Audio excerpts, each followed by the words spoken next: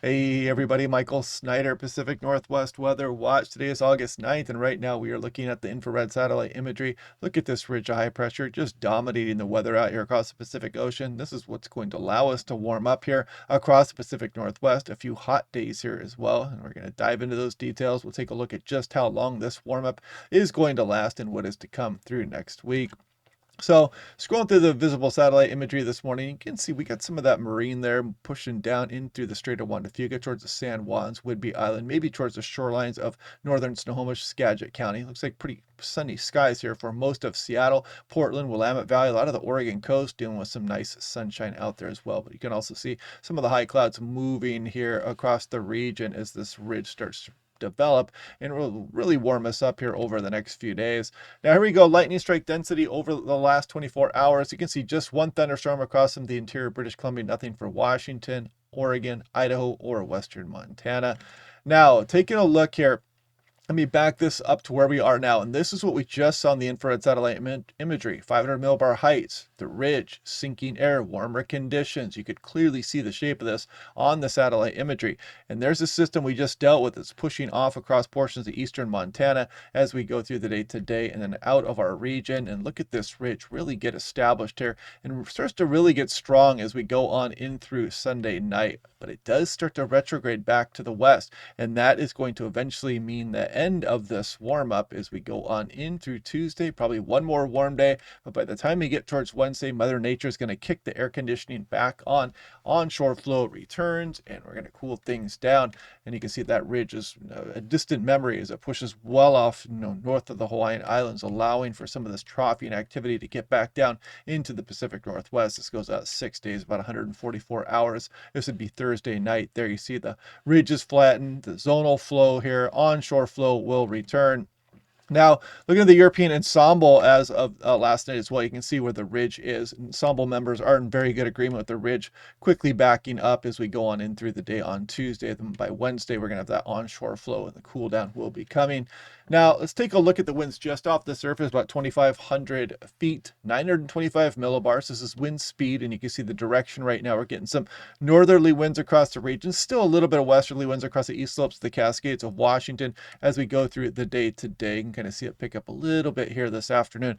But watch what happens as we start to go to Saturday night. You see how this starts to turn slightly offshore here across some of Washington, Oregon. You're still getting some of this northwest wind through the Strait of Georgia there, but you see it starting to come down across Vancouver Island out of the north as well.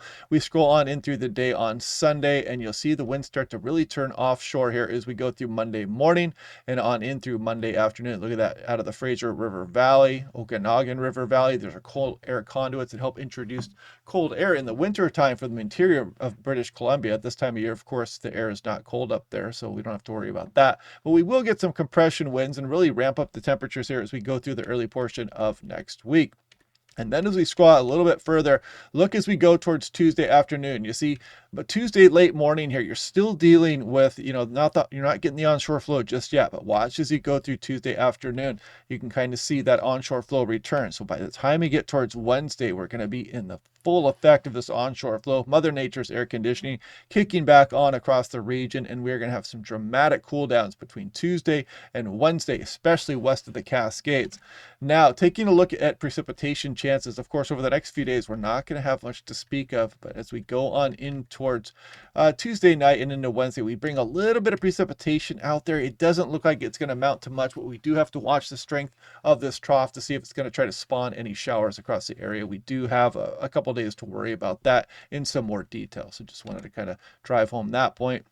2-meter temperature change, 24-hour 2-meter temperature change, I should clarify.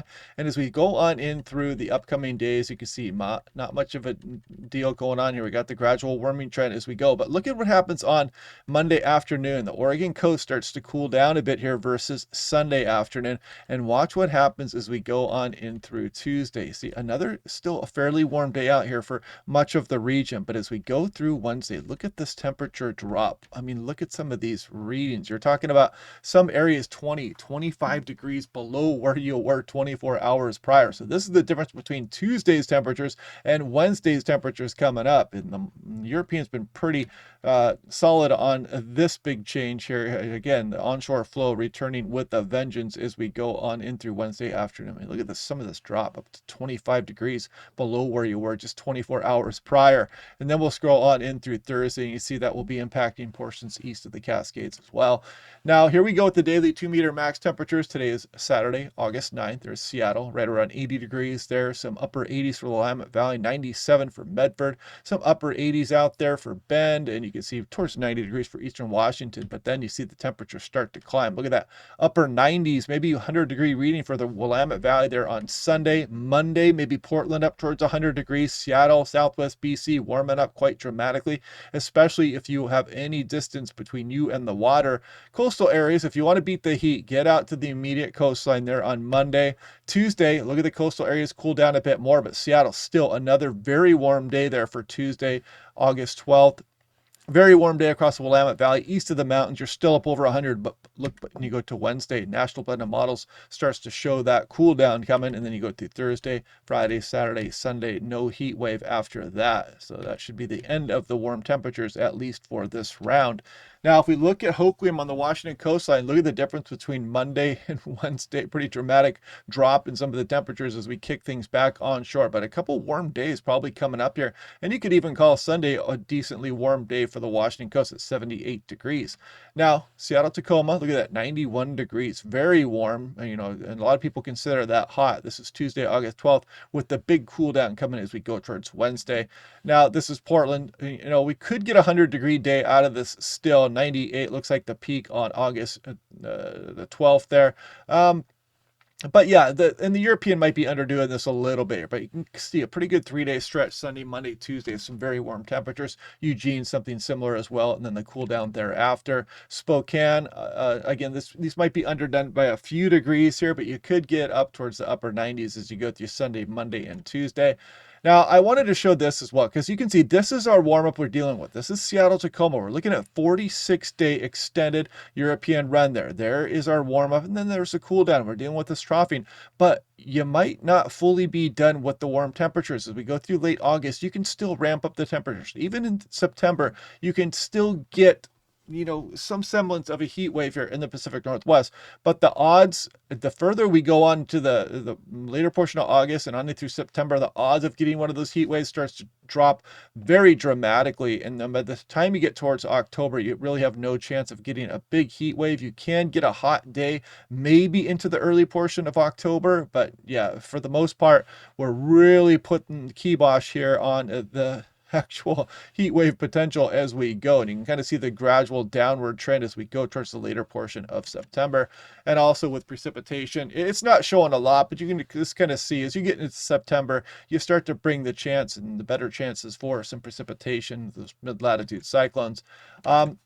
Climate Prediction Center, look at this below normal here as we go August 14th through 18th with the troughing around the Pacific Northwest. A bit of a bullseye on us there. 8 to 14 day, more of a mixed bag. There's 8 to 14 day precipitation there as well. So maybe a little bit above normal, but we'll see how that goes. I don't even like showing these. They haven't been very reliable recently.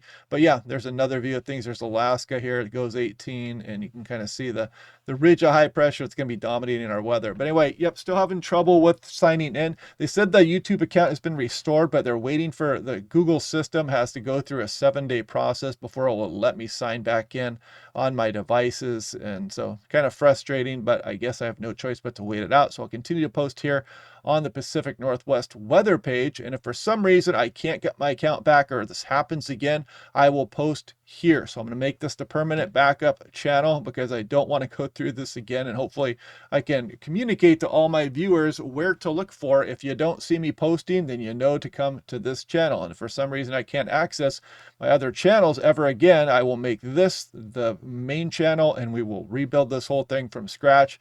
And hopefully you guys will come back and we can hit 100,000 on another channel. So anyway, click like and subscribe. We'll do this all again tomorrow, and I will talk to you guys then.